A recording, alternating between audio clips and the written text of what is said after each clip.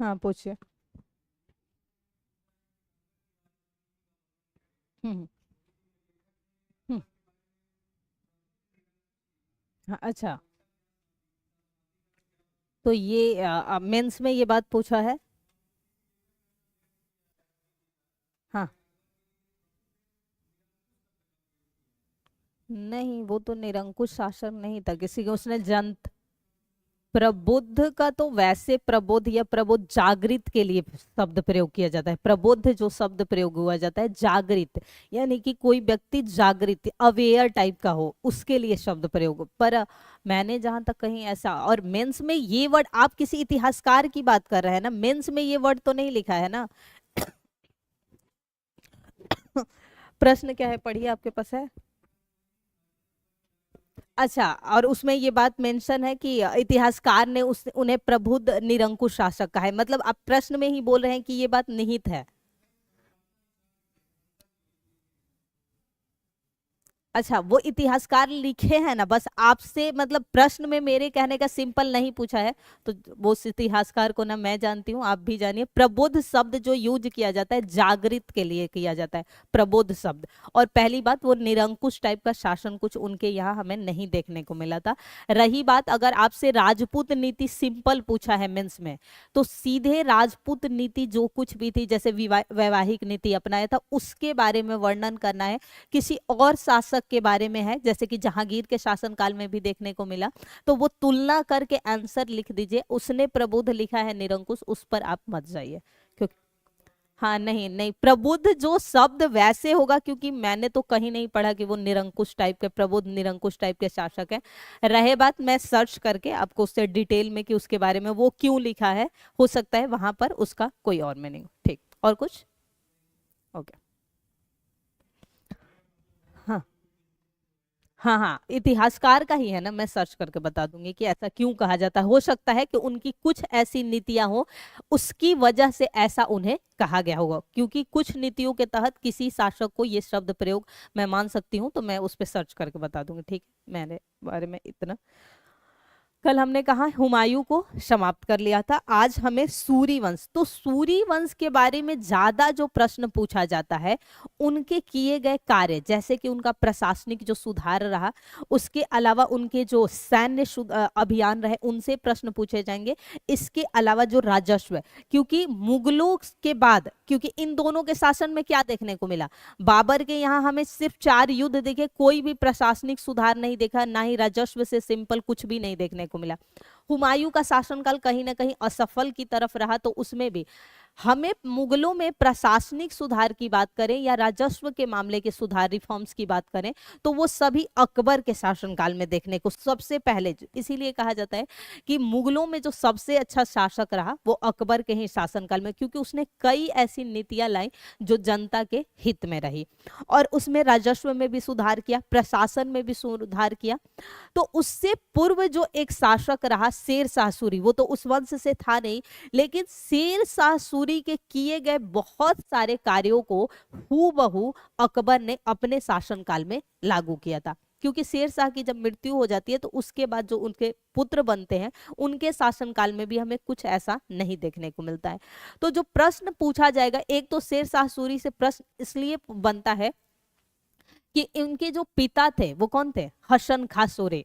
तो उनका जो कार्य था वो पहले जो सासाराम कहलाता है, अब वर्तमान में हम सासाराम जिला रोहतास का जो हेडक्वार्टर है या डिस्ट्रिक्ट क्वार्टर जिसे बोलते हैं, लेकिन पहले किस नाम से जाना जाता था, सहसराम। तो सहसराम, और एक बिहार के अररिया जिले में कह सकते हैं कि उस समय कोई क्षेत्र था जो खवासपुर कहलाता था, वहां दोनों के जागीरदार, और जागीरदार कौन होते थे, जो प्रांत का मुख्य होगा वो जागीरदार होता था। सूरी वंश में प्रशासन में 3 आपको देखने को मिलेंगे, सिर्फ अभी समझ लीजिए। सबसे स्तर पर केंद्रीय प्रशासन होता था, केंद्र के बाद हमें प्रांत, क्योंकि यहाँ प्रशासनिक जब कोई सुधार मुगलों में नहीं, दोनों में देखा, तो यहाँ हम कुछ भी नहीं पढ़े अभी तक। हमने क्या अभी पढ़ा, कभी कोई भी प्रशासनिक सुधार, कोई भी राजस्व सुधार या कुछ नहीं पढ़ा है।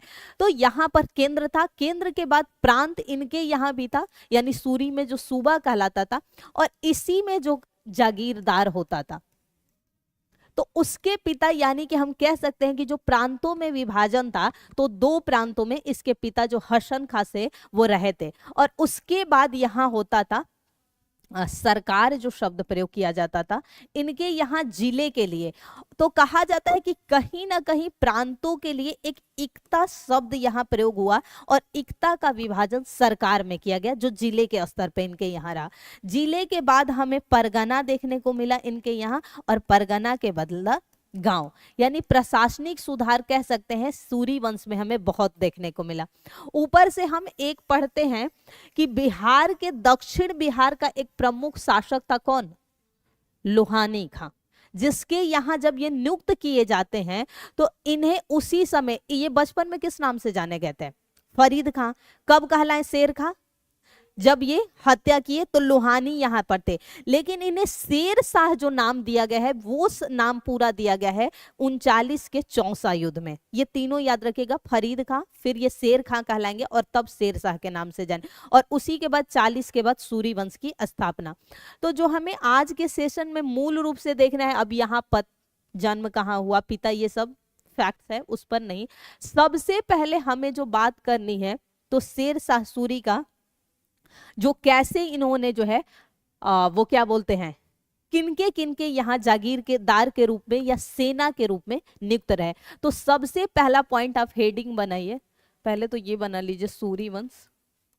सूरी वंश कब तक शासन रहा था इनका? 40 से, सूरी वंश का 45 तक ही रहा, वो तो उनका रहा था ना, यहां तक का शासन रहा। तो इस शासन के अंतर्गत ये हमें जो पढ़ना है, एक पढ़ना है शेर शाह के बारे में, दूसरा हमें पढ़ना है इनके शेर शाह से ही रिलेटेड प्रशासन को, तीसरा पढ़ना है राजस्व को, क्योंकि राजस्व में बहुत सारे सुधार किए थे, और चौथा हमें पढ़ना है अन्य प्रमुख तथ्य। ठीक, अब यहां पर जो देखना है कि ये कैसे कैसे पहले किसके यहाँ करते हैं, इनके यहाँ। तो एक तो देखेंगे इनकी शासन की शुरुआत कैसे हुई, ये सब लिखना मत, मैं समझाने के लिए बता रही हूँ। और एक यहाँ पर देखेंगे इनके समय के सैन्य अभियान जो हुए, ये दो जो है हमें ध्यान से देखना है। अब सूरी वंश, जब शेर शाह का जन्म हुआ तो इनका जन्म हुआ था, कहा जाता है कि एक अफगान महिला के गर्भ से, इसलिए इन्हें द्वितीय अफगान वंश में कहा गया। इनके पिता जो थे वो अफगानी नहीं थे। इनका जब जन्म हुआ था वो हरियाणा में एक क्षेत्र है, परगना उसे मतलब यानी जिले स्तर पे था, उसका नाम था, कोई परगना है जहां इनका जन्म हुआ था, हरियाणा में मतलब हुआ है, याद आ रहा है तो बता रही हूँ, वहां जन्म हुआ था। तो सबसे पहले इन्हें जो नियुक्ति, यानी कि क्या होता था, कभी भी योग्यता के आधार पर पहले चयन, अब तो नहीं है कि आज की तरह एग्जाम किया जा रहा है तो किसी पद पे नियुक्ति होगी। तो योग्यता के आधार पर सबसे पहला जो इन्हें चुना गया वो सहसा राम का। इनके पिता 2 स्थान के थे पर इन्हें सहसा राम का जागीरदार। और ये कैसे चुना गया? पिता का पद मिला, पिता द्वारा, यानी कि कह सकते हैं वंशानुगत तरीके से इन्हें सहसा राम का जागीरदार नियुक्त कर दिया गया। लेकिन ये वहां बहुत समय तक काम नहीं करते हैं और फिर ये क्या करते हैं, यहां से ये जाते हैं दक्षिण बिहार का जो शासक था,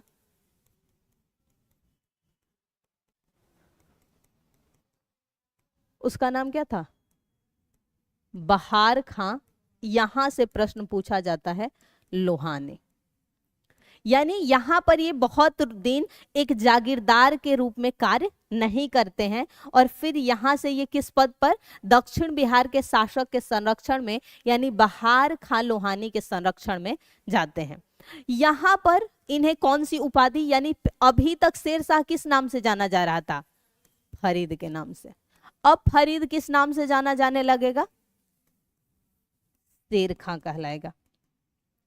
और शेर खां के अलावा बहार खां लोहानी का पुत्र कौन था? जलाल खां। अपने पुत्र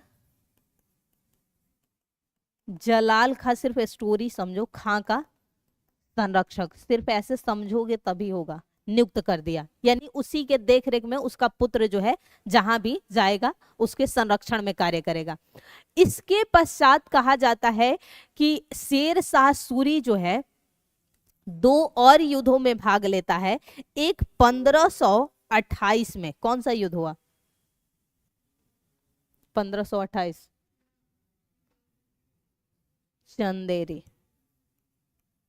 इसमें ये किसके साथ रहेगा? यहां पर ये बाबर के यहां एक सेना के रूप में रहेगा। स्टोरी समझ रही है? यहां पर ये सिर्फ सेना के रूप में रहेगा। उसके बाद जब इसके अलावा जब 1529 का युद्ध होगा, कौन सा युद्ध होगा? ये व्यक्ति अब युद्ध में कहा किसके साथ चला जाएगा? महमूद लोदी के साथ, क्योंकि महमूद लोदी कौन था? अफगान शासक था। तो ये महमूद लोदी के साथ चला जाता है और इसी युद्ध में ये बाबर को क्या कहता है कि आप युद्ध में निष्क्रिय हो जाएं, यानी कुछ भी ना करें। लेकिन बाबर की जीत अंततः इस युद्ध में भी होती है, तभी मुगल। तो यहां तक इसका ऐसा जो है कार्य रहता है, यानी पहले वो रहेगा एक जागीरदार के रूप में अपने पिता के पद को पाएगा, फिर बहार खां लोहानी के यहाँ काम करेगा उसका बेटा का संरक्षक रह के, फिर चंदेरी के युद्ध में बाबर का साथ देगा और घाघरा के युद्ध में ये महमूद लोदी का साथ देगा। लेकिन इसके शासनकाल में सिर्फ शेर शाह द्वारा कौन कौन से सैन्य अभियान, ये तो अभी किसी के रूप में सेना के रूप में यह रहा, यहाँ पर संरक्षक के रूप में रहा, यहाँ जागीर रहा। लेकिन जब वो मुख्य रूप से युद्ध किया तो प्रश्न जहां बनेगा आपसे, ये तो पूरी स्टोरी को समझ लिए शेरशाह के, उसके शासनकाल में कौन कौन से सैन्य अभियान हुए जहां से आपसे प्रश्न पूछे जाएंगे। तो अब लिखो, हेडिंग बनाओ, शेरशाह के शासनकाल में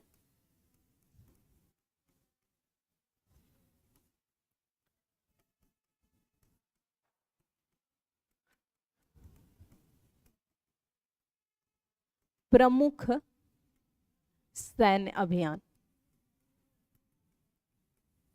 यहां से आपके प्रश्न बनेंगे। हाँ, मैं बोल रही थी कहाँ, नरनौल में जन्म हुआ था, हरियाणा में नरनौल है, वहां पर जो है उनका जन्म हुआ था। पहला लिखो, गखरों से युद्ध।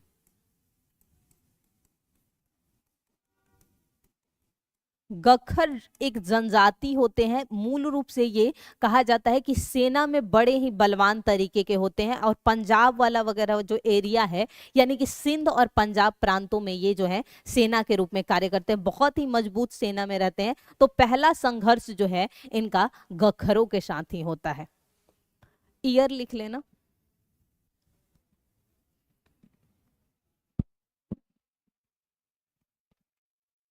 हाँ 1541 लिख लेना। जब ये, अभी तक तो वो शासक नहीं बनेंगे, 40 तक का कहानी पता है, उसके अलावा 2 युद्ध कल वर्णन ऑलरेडी मैं कर चुकी हूँ, 39-40 सूर्यवंश के बाद का ये हो रहा है, जब ये बन जाएंगे 1541 में। नेक्स्ट लिखो, मालवा पर आक्रमण 1542, मालवा पर आक्रमण 1542।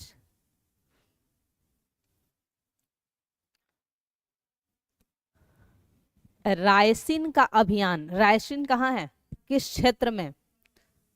हाँ, वो पूरा एरिया उसमें आता है। रायसीन डायलॉग जो होता है दिल्ली में आयोजित, तो वो पूरा एरिया, सिर्फ मध्य प्रदेश का नहीं, वो आसपास का जो है, हाँ रायसीना डायलॉग की, हाँ प्रत्येक वर्ष होता है। लिखो यहाँ 1543, ये सिर्फ जब सूर्यवंश का स्थापना कर लेगा तब जो करेगा।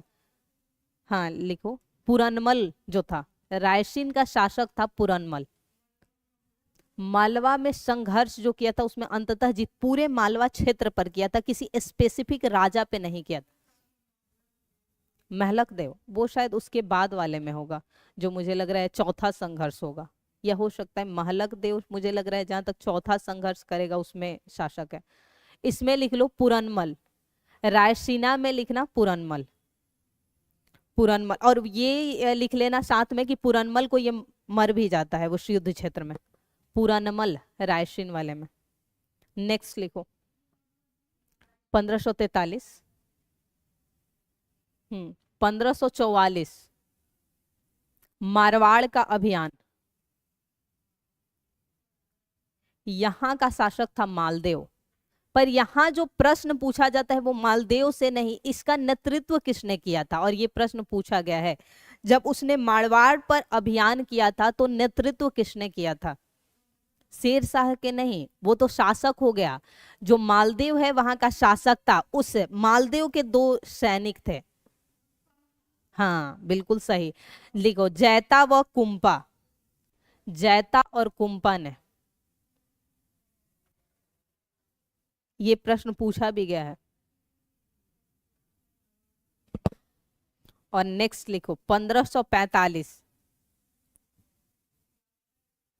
कालिंजर पर अभियान, यहां का शासक कौन था? कालिंजर पर जब उसने आक्रमण किया था, हाँ किरत सिंह, और उसी के यहाँ एक नर्तकी थी नाचने वाली, उसके लिए ये अभियान हुआ था। शेर शाह उस नर्तकी को हासिल करने के लिए किरत सिंह पर जो है आक्रमण किया था। लेकिन जब वो नहीं दिया नर्तकी, तो इसने क्या कहा कि हम इस पे गोला बारूद फेंक देते हैं, उसका जो महल था उस पे गोला बारूद फेंकते हैं। लेकिन क्या हुआ कि उसी में से एक गोला जो है एक दीवार से टकरा के महल के उसी के पास आके गिर गया, और इसी अभियान में लिख लेना कि उसकी मृत्यु हो जाएगी, कालिंजर अभियान। किरत सिंह ले लेना, लिख लेना, ब्रैकेट में सिर्फ नर्तकी भी लिख दोगे तो कहानी समझ में आ जाएगी कि ये किसी नृतंगना के लिए जो है लड़ाई किया गया था। हाँ वो उसका वो स्टेटमेंट है मड़वा, इसमें नहीं, इसमें कालिंजर वाले में का स्टेट।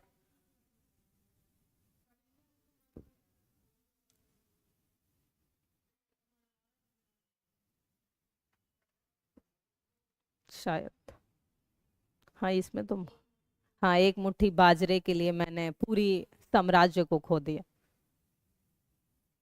हाँ शायद मारवाड़ में, अभी तो मर गया है। अब लिखो नेक्स्ट, प्रशासनिक व्यवस्था, हेडिंग बनाना, प्रशासनिक व्यवस्था। प्रश्न यही 4-5 से ईयर और शासक से पूछा जाता है सैन्य अभियान में। प्रशासनिक व्यवस्था,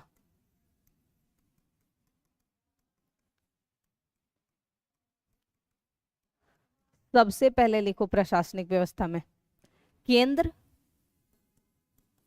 कौन होता था? शासक जो भी होगा, यानी कि शेरशाह सूरी तो शेरशाह। उसके अलावा प्रांत, प्रांत में कौन होता था? शासक का पुत्र या कोई मित्र हो सकता है, या विश्वसनीय व्यक्ति। इसके यहाँ प्रांत को सूबा कहा गया है, जबकि सूबा हमें और कहाँ देखने को मिला था? प्रांतों को कहा गया है सूबा के रूप में। मुगलों ने भी सूबा ही प्रांत को कहा है। लेकिन याद रखिएगा, यहां जहां तक वो देखने से पता चलता है कि इसे इक्ता शब्द भी, क्योंकि इक्तेदार कहाँ नियुक्त किए जाते थे? प्रांतों के लिए ही तो किसी को इक्ता दिया जाता था, तो इक्ता शब्द, क्योंकि जो अगला विभाजन लिखा हुआ है किसी भी सोर्स में कि वो इक्ते को सरकार में विभाजित करता था, तो सरकार जिले के बराबर होता था, और प्रांत किसके बराबर होता है? हमेशा राज्य के बराबर। तो माना जाता है कि वो इक्ता शब्द जो प्रयोग किया गया है वो प्रांतों के लिए ही इसके यहाँ किया गया है। उसके बाद सरकार आती थी, जो जिला स्तर पे मान के हम चल सकते हैं। उसके अलावा परगना, और परगना के नीचे ग्राम। लेकिन परगना में जो नियुक्त किए जाते थे वो अलग नियुक्त किए जाते थे, और सरकार में जो नियुक्ति होती थी वो दोनों पद अलग होते थे। लिख लीजिए ये, इन दोनों में सरकार से निकाल के लिखना क्या था पद।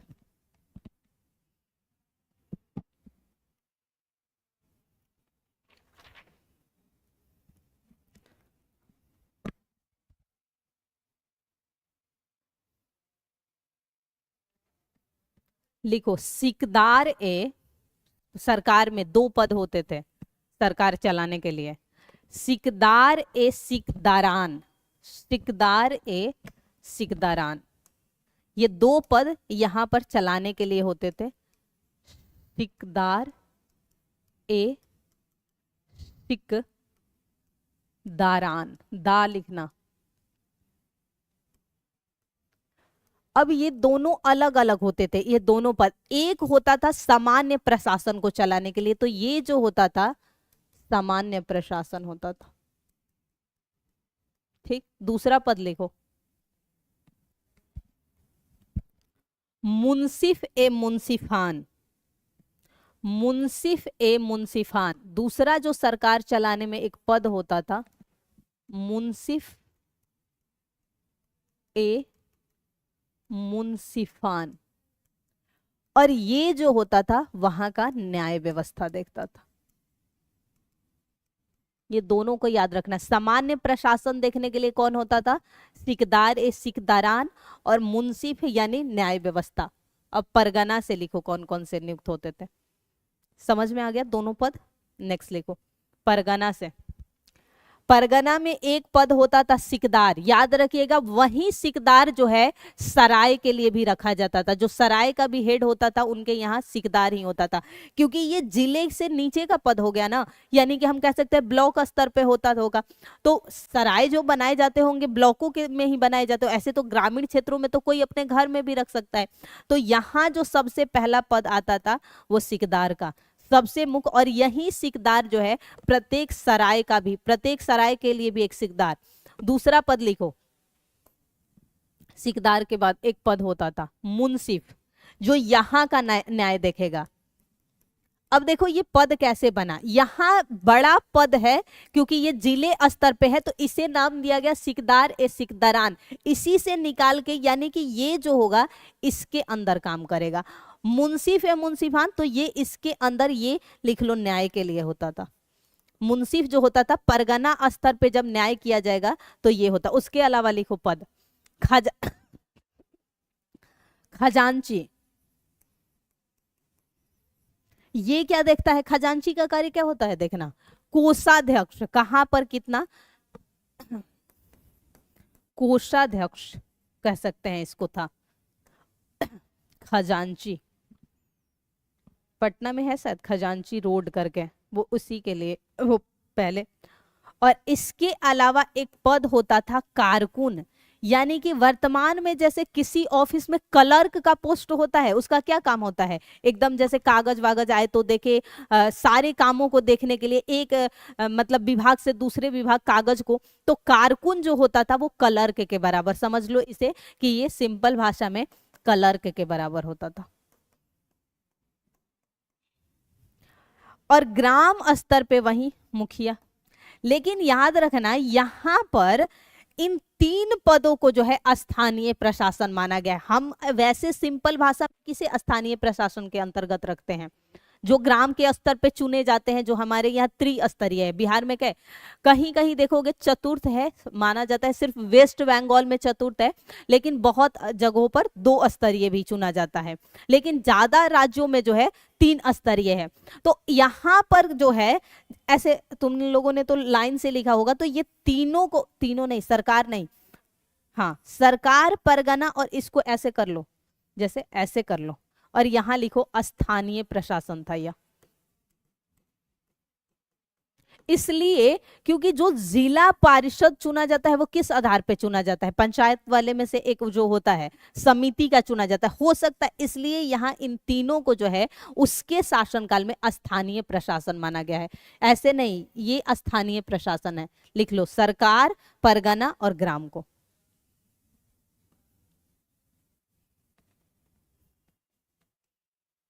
नेक्स्ट, अब लिख लो कुछ पद होते थे, उनके नाम सिर्फ लिख लो।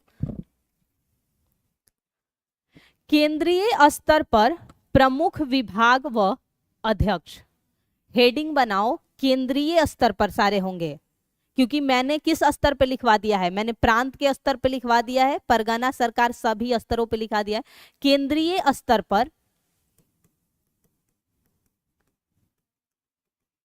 पर प्रमुख विभाग व अध्यक्ष, यानी उन विभागों में जो हेड होता था वो क्या कहलाता था। पहला लिखो दीवान ए बरीद, दीवान ए बरीद गुप्तचर विभाग।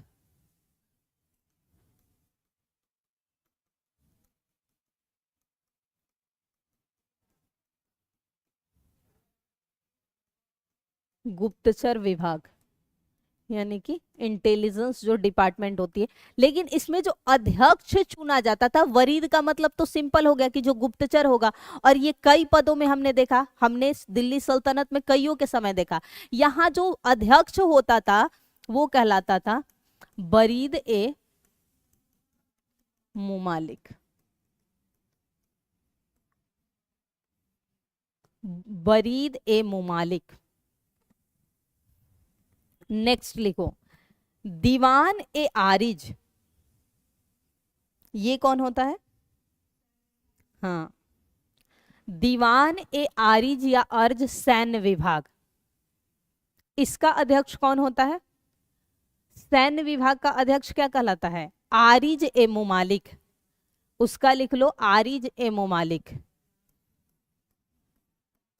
दीवान ए आरिज। लेकिन ये सभी पद क्यों होते थे? सिर्फ राजा के। यहां सैन्य विभाग में एक बात लिखो, जहां सैन्य विभाग लिखोगे,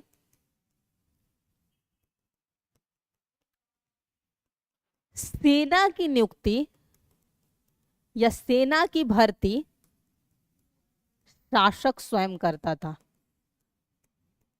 यानी कि शेर शाह सूरी स्वयं योग्यता के आधार पर, भले ही आरिज ए मुमालिक सेना का अध्यक्ष होता था, लेकिन वो नहीं नियुक्त करेगा, सेना की भर्ती शासक स्वयं करता था। और वो किस आधार पर करता था?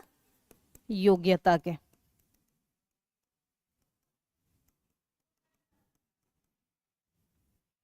नेक्स्ट लिखो, दीवान ए कजा, दीवान ए कजा। काजी कौन होता है? न्याय, तो न्याय विभाग लिख लो, दीवान ए कजा, न्याय विभाग। इसका प्रमुख कौन होगा? काजी। इसका प्रमुख लिखो काजी। दीवान ए कजा, क अजा, काजी होता है। काजी शब्द किसके लिए प्रयोग होता था? न्याय व्यवस्था के लिए, तो काज, दीवान ए काज। नेक्स्ट लिखो, सॉरी काज नहीं है, कजा बोली थी ना। नेक्स्ट लिखना, दीवान ए वजारत, वजारत, ये कौन होता था? वजारत, आर्थिक मामलों के लिए, आर्थिक मामलों का जो होता था। और आर्थिक मामलों का देखरेख कौन करता था? वजीर। उसके नीचे लिख लो दीवान ए वजारत, आर्थिक लिख लो और वहां ब्रैकेट में लिखो वजीर। हाँ, प्रधानमंत्री के बराबर ही होता था। वजीर का जो पद होता है हमेशा याद रखिएगा प्रधानमंत्री के बराबर होता है। नेक्स्ट लिखो, दीवान ए रिसालत, रिसालत, रिसालत। ये दो मामले देखता था, एक धार्मिक मामले भी देखता था और इसके अलावा पत्र, यानी कि कहीं भी कोई जानकारी सूचना से संबंधित लिख लो, धार्मिक व सूचना संबंधित। इसीलिए इसमें जो व्यक्ति है उसका नाम वर्णित नहीं है, क्योंकि धार्मिक पुरोहित वर्ग द्वारा देखा जाता होगा और पत्राचार कोई और देखता होगा। नेक्स्ट और लास्ट लिख लो, दीवान ए ईसा, दीवान ए ईसा, इंसा, सॉरी इंसाफ होता है ना, हाँ इंशा, बिंदी लगा लेना, इंसाफ से इंसा। ये देखता था प्रशासन को,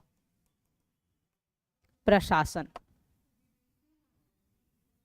विदेशी मामले हो सकता है कि वो जो पत्र वगैरह सूचना देता हो वो देखता हो, ऐसा वर्णन तो नहीं है शेरशाह के विदेशी मामलों का।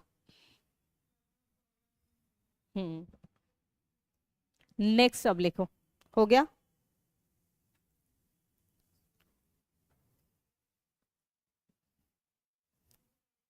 भू राजस्व व्यवस्था, अगला हेडिंग बनाओ भू राजस्व, शेरशाह सूरी के यहाँ का भू राजस्व व्यवस्था।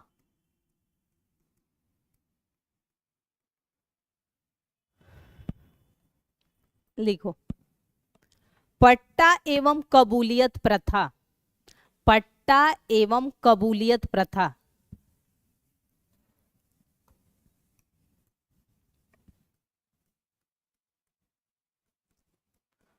कबूलियत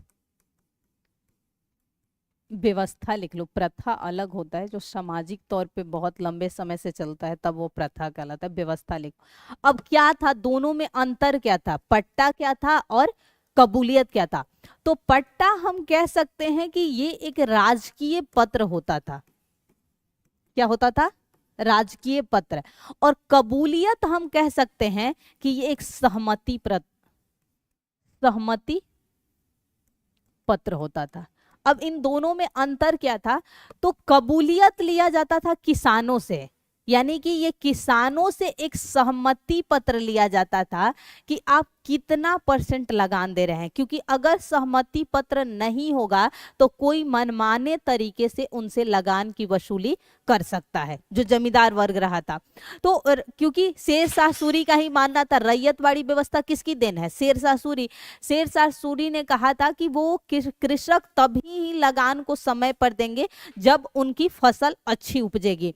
तो वो, और राजकीय पत्र क्या होता था? यानी भूमि के माप के आधार पर और उत्पादन, यानी ये लिया जाता था भूमि के माप व उत्पादन के आधार पर, यानी कि भूमि का कितनी बड़ी है और उसमें उत्पादन कितना होगा, इन दोनों को आधार बना के औसत निकालते हुए लगान को जो है तय किया जाता था। तो ये जो हुआ पट्टा कहलाया, और कबूलियत किसानों से, यानी कि हम कह सकते हैं कि पट्टा जो है भूमि से संबंधित था और कबूलियत जो है किसानों से संबंधित था कि कितना % ये तय हो जाएगा। नेक्स्ट लिखना, रैयतवाड़ी व्यवस्था की शुरुआत।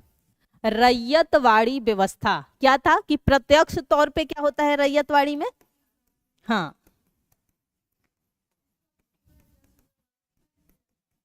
किस पर? हाँ, तो डायरेक्ट कृषकों से ही तो लिया जाता था, इसीलिए तो शुरू किया था। 1/3 था और मुल्तान से 1/4 था। एक ही स्थान था जहां से 1/4 था और बाकी सबसे 1/3 था। तो लिख लो रैयतवाड़ी के ब्रैकेट में, भूमि व भूमि के, उसे क्या कह सकते हैं? उपजाऊ जो भूमि होगी, तो किस्म कह सकते हैं कि भूमि का किस्म, यानी मिट्टी कैसी है, भूमि के किस्म व ये व्यवस्था कैसे लागू होती थी? भूमि के किस्म, यानी किस तरह की भूमि है, उपजाऊ भूमि है, कम पानी में फसल उत्पादन होती है, भूमि के किस्म व फसल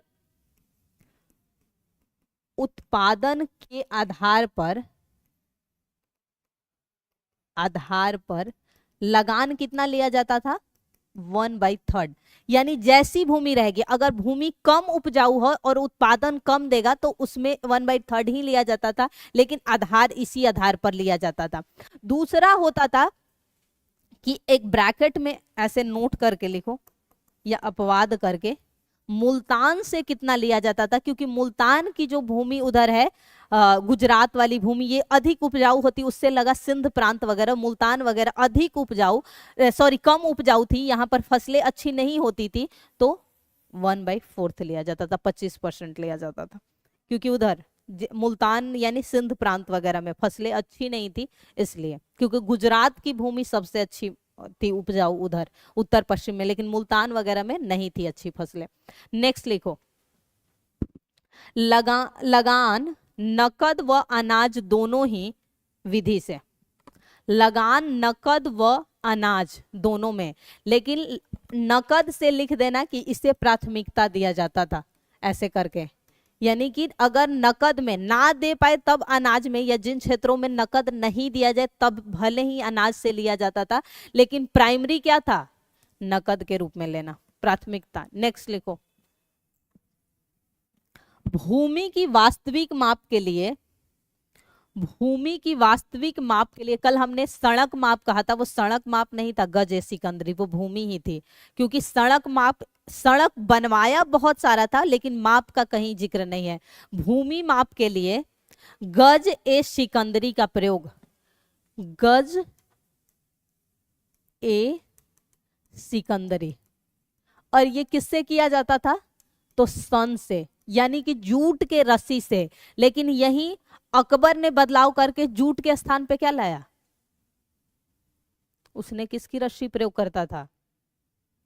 क्योंकि बहुत सारे, क्यों इसे कहा जाता है अकबर का पूर्वगामी? उसने लोहे की जंजीर पहली बार लाई थी, इससे पूर्व रस्सी से मापा। तो इसमें क्या होता था कि कई बार ऐसा माना जाता था कि भ्रष्टाचार हो सकता है, क्योंकि रस्सी है, उसको काट दिए, कुछ भी सड़ गया, लेकिन इसीलिए उसने सन के जगह पर लोहे की जंजीर लाया था अकबर के शासनकाल में। तो लिखना गज ए सिकंदरी में जो माप होती थी वो सन, जूट की। नेक्स्ट लिखना। अच्छा, ये एक शुल्क किसानों पर लगा, यानी कि जो लगान लगता है। उसके अतिरिक्त दो और शुल्क हमें देखने को मिले थे शेरशाह के समय में। एक लिख लो, जरीबाना, जरीबाना शुल्क, जरीबाना, जरीबाना।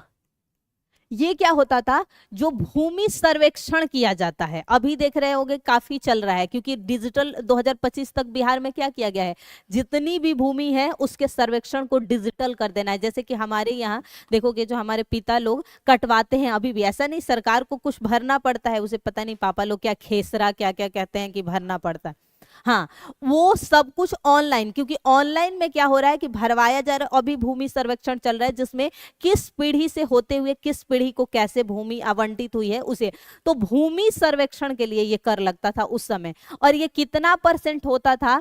तो उत्पादन का लिखो 2.5%, उत्पादन का 2.5%।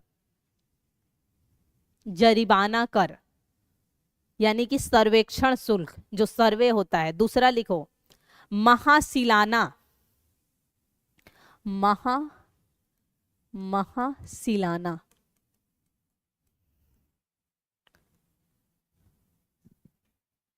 ये लिखो, महासिलाना जो होता था कर शुल्क लगता था, यानी कि बाकी सभी के लिए एक कर शुल्क लगता था अलग से। यानी कृषि के अलावा सभी अन्य शुल्कों के लिए एक अलग शुल्क बनाया गया था, महासिलाना। जैसे कि हमें अलाउद्दीन के खिलजी के यहाँ कई शुल्क देखने को मिले, घरी कर, चरी, जजिया, जकात, तो ये सब समाप्त हो चुका था, एक लगता था। लेकिन ये कितना होता था? ये उत्पादन का 5% लगता था, क्योंकि इसमें कई कर होते थे, चारा, घर वगैरह सभी मान सकते हैं। तो ये 5, उत्पादन का 5% लगता था। नेक्स्ट लिखो,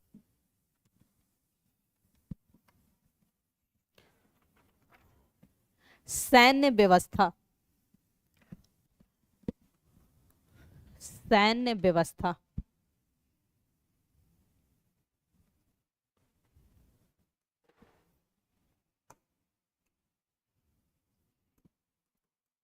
मिलिट्री सिस्टम जो था, पहला लिखो सैन्य व्यवस्था में, दाग एवं हुलिया प्रथा को पुनर्जीवित। यानी कि अलाउद्दीन खिलजी के बाद व्यवस्थित तरीके से दाग एवं हुलिया प्रथा किसने लागू की थी? उससे पहले कोई नहीं लगाया दाग एवं हुलिया प्रथा।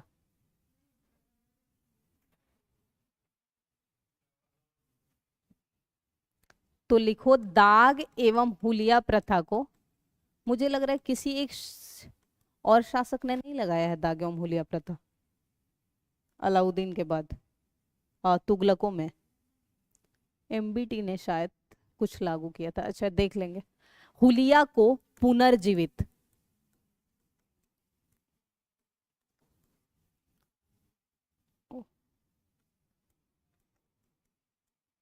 पुनर्जीवित यानी फिर से शुरू किया।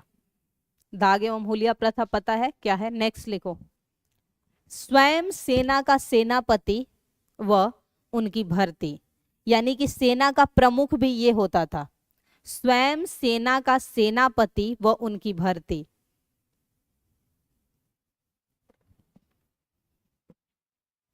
स्वयं सेना का सेनापति व भर्ती दोनों करता था, यानी सेनापति का काम भी यही करता था। स्वयं सेना का सेनापति भी होता था, हेड होता था, वह भर्ती भी खुद करता था। यानी ये हुलिया देखता था किसान वो सैनिकों का कि कैसे रखना चाहिए। और वेतन लिखो, इससे ऐसे करके, वेतन योग्यता के आधार पर। इसके अलावा किस शासक ने ये किया था? इसके अतिरिक्त किस शासक ने ये वेतन? हाँ, नेक्स्ट, सिपाहियों की सीधी भर्ती होती थी इसके समय। ये नहीं कि किसी पद से जाकर आप सेनापति सेना नहीं चुने जा सकते हैं। बहुत में देखे हैं ना, किसी और पद पे रहेगा फिर सेना बनेगा, फिर सेना पद नायक बन जाएगा, सेनापति बनेगा। ऐसा नहीं होता था, सीधे जो है सेना की भर्ती करता था। यानी एक तरह से कह सकते हैं कि एंट्रेंस की तरह कुछ लेता होगा, जैसे दौड़ करा के, या वो उस आधार पे सेना की भर्ती की जाती थी। नेक्स्ट लिख। हम्म, कौन सी पत्ती? राई? आप ये बोल रही हैं? राई क्या होता है? राई पत्ती? हाँ सर्च कर लूंगी मैं। नेक्स्ट लिखना, पुलिस व्यवस्था।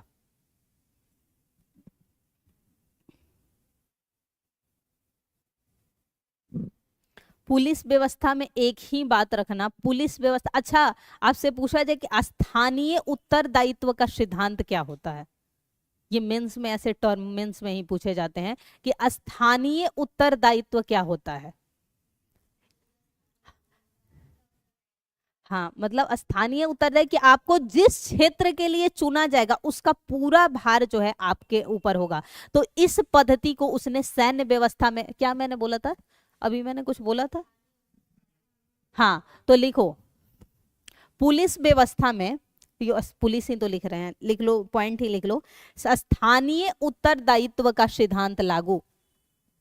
स्थानीय उत्तरदायित्व का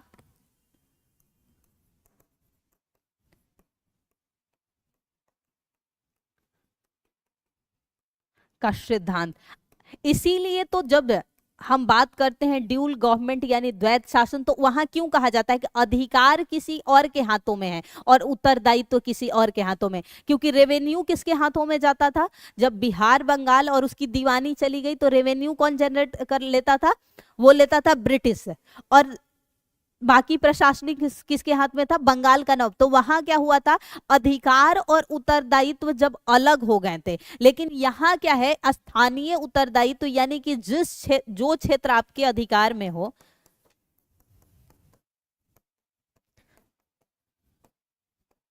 अधिकार में हो, उस पर पूर्ण जो है आपका अधिकार रहेगा। इट मीन्स कि रेवेन्यू भी आप ही कलेक्ट करोगे, वहां जितना खर्च होगा सेना का। तो ये सिद्धांत लाया था, ये वही कहलाता था स्थानीय उत्तरदायित्व का सिद्धांत। वहां पे चाहे शांति व्यवस्था बनानी हो तो भी आप ही देखोगे वहां पर कितना खर्च सेना में होगा, सब कुछ आपके हाथों में होगा। नेक्स्ट लिखो, इसके अलावा उसने जो सार्वजनिक कार्य किए, क्योंकि सबसे ज्यादा सार्वजनिक कार्य हमें अभी तक मध्यकाल में शेरशाह सूरी में ही देखेगा। उन्होंने किया था क्या बोलते हैं, फिरोज शाह ने बहुत सारे विभागों का निर्माण किया था ये सब, लेकिन उससे ज्यादा इसके शासनकाल में मिलता है। लिखो, सार्वजनिक कार्य, हेडिंग बना लो, सार्वजनिक कार्य यानी कि जनता के हित में जो कार्य किया।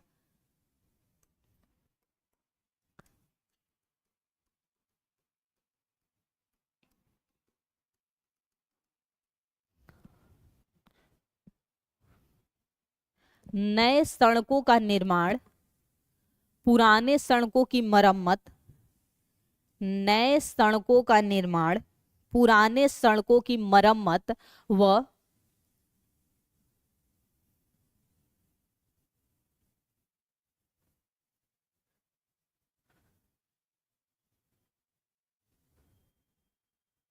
दूरी के आधार पर सरायों का निर्माण। सराय आप समझते हैं, ठहरने का, स्टे होम जो कह सकते हैं। अब आज जैसा तो था नहीं कि आप जाके बुक करेंगे, तो इसलिए किया जाता था। अब आप जानते हैं कि इसके समय काल का एक जो है रोड अभी भी चर्चा में है। कौन सा रोड? वो कौन सा अब एनएच हो गया है? कहां से कहां तक?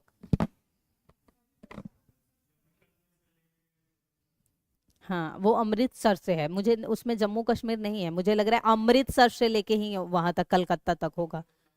हाँ, वो लाहौर से खुला था, लेकिन वर्तमान में जो जाना जाता है, क्योंकि लाहौर अब हट गया है ना, इसलिए अब जो है वो माना जाता है अमृतसर से लेकर। तो लिखो, जो सड़कों का निर्माण था, पहला लिखो, सड़क निर्माण में लिखो सोनार गांव। कहाँ है वर्तमान में सोनार गांव? आपसे पूछा जाए तो सोनार गांव पता है, इतना चर्चा में रहता है। बंगाल, बंगाल में है। हाँ, सोनार गांव से दिल्ली, ऐसे लिख लो चाहे सीधा सिंपल में, सोनार गांव डैश दे के लिखो दिल्ली, उससे होते हुए, क्योंकि अलग अलग रूट होता है ना, दिल्ली से फिर कहाँ जाता था, पंजाब, वो लाहौर और पंजाब प्रांत तक गया था ये, पंजाब तक।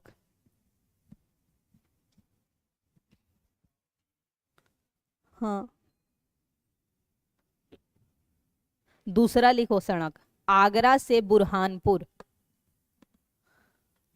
आगरा से बुरहानपुर। तीसरा लिखो आगरा से जोधपुर। अच्छा, इसने जब ये शेरशाह सूरी बना था तो राजधानी किसे बनाया था? शेरशाह सूरी जब शासन शुरू किया तो राजधानी किसे बनाया था? राजधानी कैसे, केंद्र का राजधानी थोड़ी, मुगलों को शासन से हटाया था ना।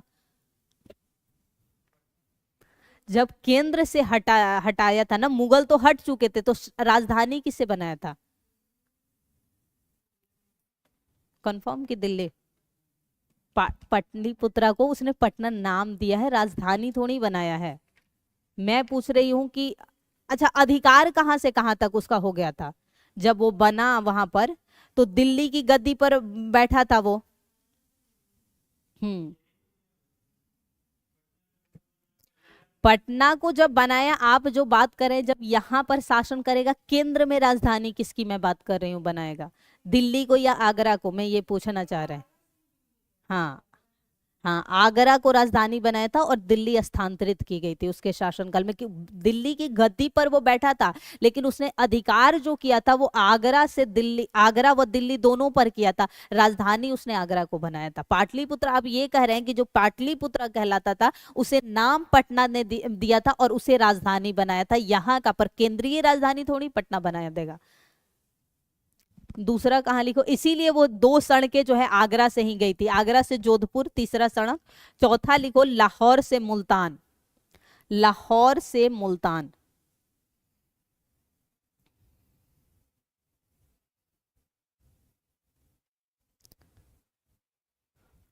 वो सड़क जो सबसे मेन गई है उस समय किस नाम से जानी जाती थी, जिसे नहीं, ऑकलैंड ने उसे जीटी रोड नाम दिया, तो वो किस नाम से जानी जाती थी? सड़क ए आजम लिखो, सड़क ए आजम। और उसी को लिख लो, लॉर्ड ब्रैकेट में लिख लो, लॉर्ड ऑकलैंड ने उसे क्या नाम दे दिया था? लॉर्ड ऑकलैंड द्वारा जो है उसका नामकरण कर दिया गया जीटी रोड, और वहीं अब जो है किस नाम से जाना जाता है? NH2। नेक्स्ट लिखो, प्रत्येक सराय के लिए एक सिकदार की नियुक्ति, प्रत्येक सराय के लिए एक सिकदार की नियुक्ति। सिकदार वैसे कहाँ का पर होता था, सर्वोच्च प्रशासन का अधिकारी, किस स्तर पर? सिकदार का जो पद है वो किस स्तर पर प्रशासन में सबसे सर्वोच्च अधिकारी होता था? परगना में। हाँ, अब लिखो, सराय का जो हेड होता था वो सिकदार होता था। नेक्स्ट पॉइंट लिखना, प्रत्येक सरायों पर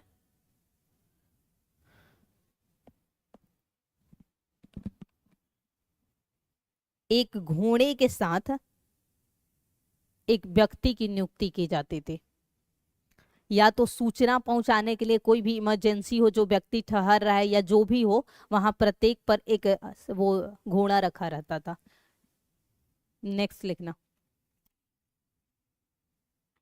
मुद्रा व्यवस्था, मुद्रा व्यवस्था, कौन कौन से सिक्के जारी किए थे शेरशाह सूरी ने? बोलो। सोना का कहाँ, शेरशाह सूरी को? हाँ, लिखो, चांदी का रुपया, चांदी का रुपया, रुपया। और तांबे का क्या था?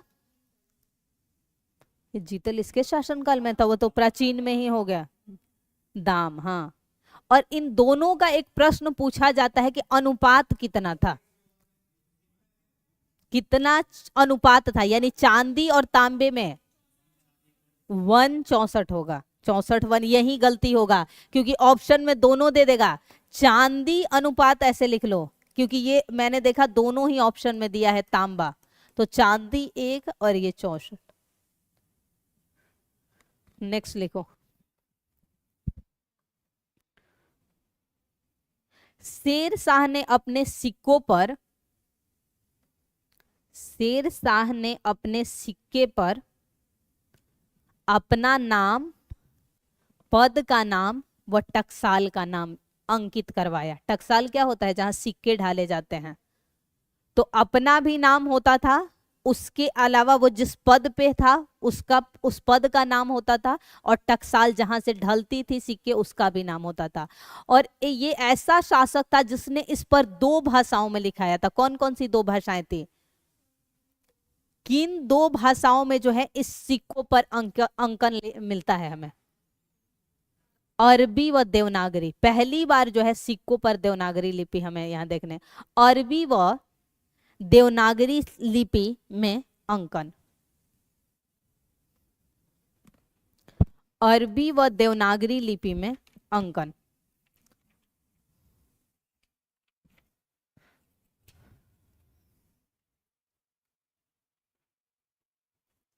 अब लिख लो अन्य तथ्य और कुछ बातें। अन्य तथ्य। अब शायद साइंस की आज आप लोगों की क्लास खत्म हो गई ना? कल हो जाएगी, कल के बाद आपकी हिस्ट्री पूरे 3-3 घंटे भी चल सकती है या 2.5 घंटे। फिजिक्स ये सर नहीं पढ़ाते हैं, दूसरा टीचर आएगा शायद, ये नहीं पढ़ाते हैं, मैंने पूछा था।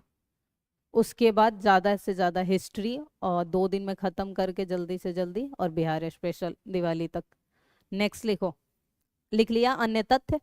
अकबर का पूर्वगामी,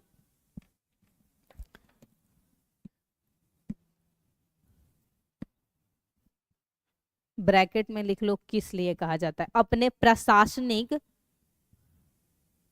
व भू राजस्व व्यवस्था में सुधार के कारण। प्रशासनिक व भू राजस्व व्यवस्था में सुधार के कारण, क्योंकि यही सुधार हमें अकबर के यहाँ भी बहुत देखने को मिलेगा। नेक्स्ट लिखो, राजधानी आगरा फिर बाद में दिल्ली स्थानांतरित की गई थी, इसने राजधानी आगरा को बनाया था।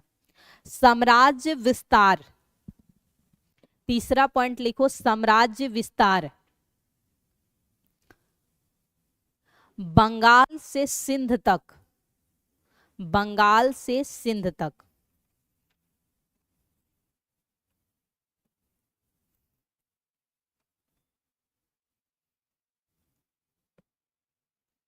दक्षिण बिहार के सूबेदार बहार खां लोहानी द्वारा शेर शाह की शेर खां की उपाधि।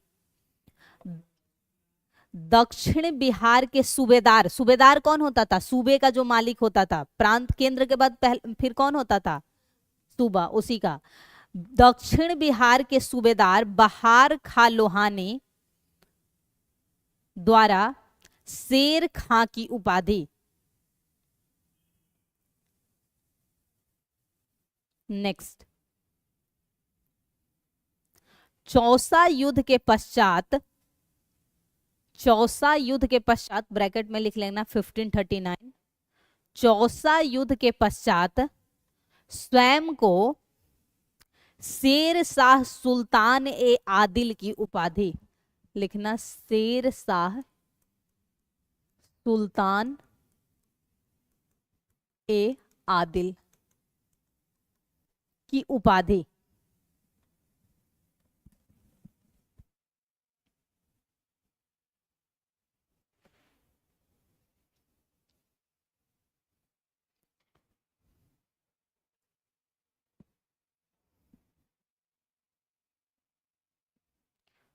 बिलग्राम युद्ध के पश्चात ब्रैकेट में लिख लेना 1540। बिलग्राम युद्ध के पश्चात दिल्ली और आगरा पर अधिकार। तो आगरा को राजधानी बनाया, लेकिन इसने राज्याभिषेक कहाँ हुआ? लिखना दिल्ली में राज्याभिषेक हुआ है। दिल्ली में राज्याभिषेक, और आगरा को बनाया राजधानी।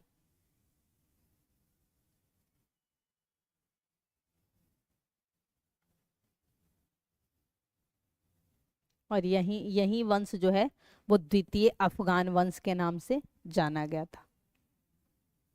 इसके हम बात कर लें थोड़ी सी, जैसे कि क्या वास्तुकला के क्षेत्र में जो कार्य किए, तो एक तो दीन पनाह को तुड़वाया था। तो दीन पनाह का निर्माण किसने करवाया था? दिल्ली में हुमायूं ने कराया था। तो उसे तुड़वाकर ये जो किला बनाया है वही जो है आज के डेट में क्या कहलाता है? पुरानी किला। इसके अलावा इसने अपने जीवन काल में ही अपने लिए मकबरे का निर्माण करवाया। जो इसका मकबरा बना हुआ है, इसके मृत्युपरांत न बनाकर इसके जीवन काल में बना है। और उस मकबरे की, क्योंकि शेरशाह सूरी को यहाँ बहुत डिटेल से नहीं, बिहार में बहुत पढ़ना है डिटेल से, शेरशाह सूरी का जो मकबरा है अष्टकोणीय विधि से बना हुआ सबसे अच्छा उदाहरण माना जाता है। एक झील के अंदर अष्टकोणीय विधि से बना हुआ वो सबसे अच्छा एग्जाम्पल माना जाता है इसके मकबरे को। और ऐसा माना जाता है उससे पूर्व ऐसा मुझे लगता है कि बना भी नहीं है अष्टकोणीय विधि पर, क्योंकि मुगलों में एक दो द्वारा बनाए गए हैं, लेकिन उसके बाद के शासकों ने अष्टकोणीय बनाया है। जहां तक मैं याद कर रही हूँ शायद पहला ही है जो अष्टकोणीय विधि पर बनाया गया है, और सबसे अच्छा भी वही है अष्टकोणीय विधि पर बना हुआ। और अपने जीवन काल में मृत्युपरांत जो है नहीं बना है। वहां उसने कई किले बनवाए हैं, जैसे रोहतासगढ़ का किला। तो वो सब जब आप बिहार में पढ़ेंगे तो बिहार में जो वास्तुकला के क्षेत्र में उसका निर्माण कार्य है, या जो पाटलिपुत्र आप बोल रहे हैं, पाटलिपुत्र से पटना बनाया, फिर राजधानी, वो सब किया, वहां पर हम डिटेल से समझेंगे। कल सर की पर सॉरी कट कर